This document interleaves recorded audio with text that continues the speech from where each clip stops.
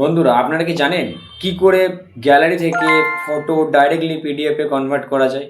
তো চলুন আজকে সেটা দেখে নেওয়া যাক।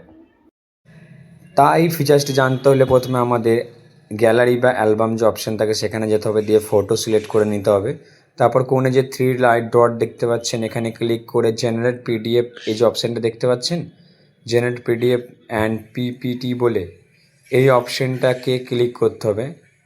ক্লিক করার পরে কি হবে যে আপনার ফটো বা ইমেজ যেটা আছে সেটা এখানে পিডিএফে কনভার্ট হয়ে যাবে। তা চলুন কী করে হয় সেটা দেখে নেওয়া যাক। এরপরে আপনাদের কোণে একটি অপশান দেখতে পাবেন সেভ বাটন, ওই সেভ বাটনে ক্লিক করলে এখানে সেভ বলে একটি পপ আপ উঠে আসবে। এখানে ক্লিক করলে এটা জেনারেট হয়ে যাবে পিডিএফে। ঠিক আছে, আর আপনারা চাইলে এটা ডাইরেক্টলি পিডিএফ করেও সেন্ড করতে পারেন। যেমন আবার সেই অপশানে যাওয়ার পরে উপরে একটা শেয়ার বাটনে আছে, সেই শেয়ার বাটনে ক্লিক করলে এখানে আপনাদের যে অপশান আছে সেই সব অপশানের মাধ্যমে আপনারা এখান থেকে শেয়ার করতে পারেন। তা বন্ধুরা, এটা একটা কত মজাদার ফিচার্স, তাই না? যে বিনা অ্যাপ্লিকেশনে ফটো পিডিএফ করে দেওয়া যাচ্ছে ডাইরেক্টলি।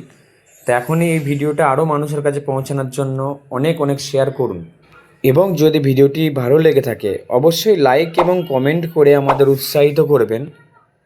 আর বন্ধুরা, এরকমই ভিডিও পাওয়ার জন্য আমাদের চ্যানেলটি সাবস্ক্রাইব অবশ্যই করে রাখবেন। দেখা হবে আবারও।